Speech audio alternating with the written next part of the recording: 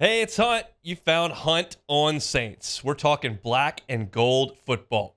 Do us a favor. Hit the like button, share your comments below, and hit that subscription button so you can get all of our content.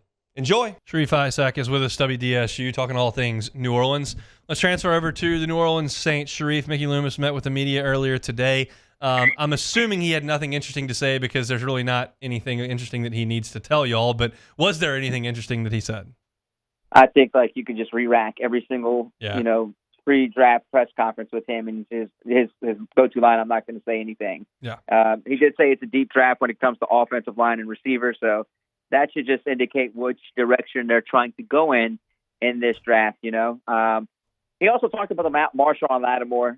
He was asked if I think Mike Triplett might have asked him, is he going to be on this roster this season? He said yes, but then Catherine Terrell followed up with, does that yes mean, because you can't commit to it? You essentially hey, you can't give us a definite answer. And he kind of laughed and said, look, anyone is tradable. I don't want to talk about it, but, anyone could be traded at any time if the deal is right. So he wasn't committing to Marshawn Lattimore necessarily being there 100%.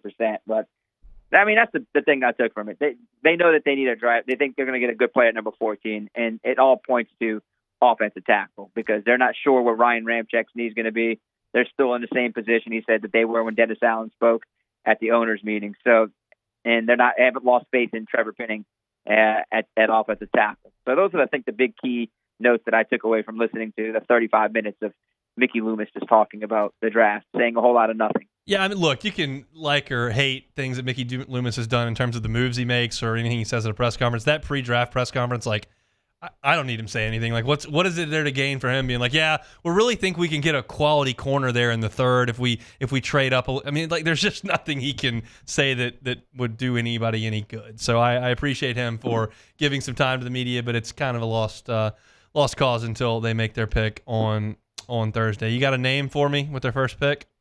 I'm trying to go 3 for 3 here, 3 straight years. I'm going to go Olu Fashanu from Penn State, the offensive tackle. And I think if he's off the board, Talise Fawaga, the tackle from Oregon State. But I'll go with Olu Fashanu because I've just been stuck on his name for the last month. I mean, I've been saying it wrong and finally figured out how to say it. So I'm going Olu Fashanu because. Where did you get Fashanu? Because I'm just going off Moscona saying Fashanu.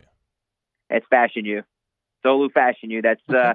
Ross Jackson saying it that way, Luke Johnson saying that way, and I'll trust both those guys because those guys dive very deep into doing draft stuff. So when Ross and Luke tell me Fashanu, then I'm going Fashanu. I like it. I like trying to say people's names right. And if it's Fashanu, we'll go with that. Do you think they might try to trade up to get someone, or whether it's Fashanu or whether they try to go up and get another tackle? I don't think they can go high enough to get Joe Alt, but J.C. Latham, do you think they try to move up? The only way I think they move up to number 10 if Joe Alt fell to number 10. If Alt is at 10, I think the Jets are sitting at number 10, so that would be, giving up maybe. I wouldn't want to give up the second round pick this year. Maybe I think you would have to. You would have to, and I don't know if I would want to unless they give back their third round pick. Just because you can't just. Joe Alt could be a game changing left tackle for you for years, but it's got to make sense. But if he's there, yeah, sure, why not? I mean, it makes sense, and you get the best, offensive tackle who would probably be a top 3 pick in the NFL draft if the quarterbacks weren't there. So, yeah, I mean, Mickey, he loves to move up. He admitted it today. He loves moving up. I mean, that's his thing. They don't ever move back. They would move back if it made sense, but they didn't want to fall too back and get a lesser player. So that's their theory with moving up and moving back. So, yeah, for Joe Alt, if it's did he say 4 that or 5 today? spots, yeah, he said if it, they love moving up. Moving back, they think maybe you might not get the player that you want, a lesser player, lesser Did anyone talent. say, but you get more players and maybe one of them is good? Did anyone bring bring that up? I mean, that would have been a great thing to say. You're right. You get more players. Oh, yeah, I mean, God. and they're not necessarily. And look, think about it, Hunt. They're not necessarily hitting on the players they're moving up for. No, Marcus Davenport. They didn't hit on that. They lost on that, and they lost the pick the following year. So moving back, yeah, if it makes sense, if it's all your picks, all your top 5 players are on the board at pick 14, and you're saying, you know what, we're still going to get one of our guys at 19 or 20. Let's pick up a 3rd round pick. Let's move back.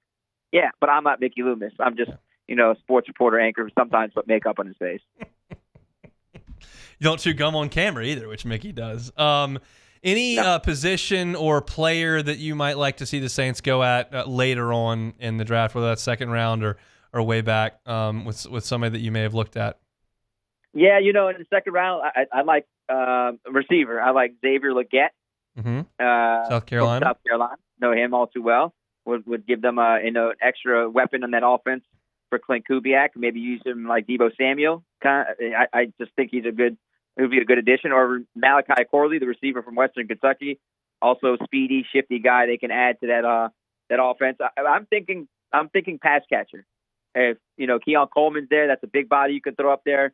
I just think this team needs another pass catcher. It doesn't matter who. What if they took 2 tackles, first and second round? I told you a couple weeks ago I would not be surprised if they took tackle and guard. I mean, it would not surprise. What if Patrick Paul from University of Houston sits there? You take him and you take Fuaga or Fashanu with the first pick.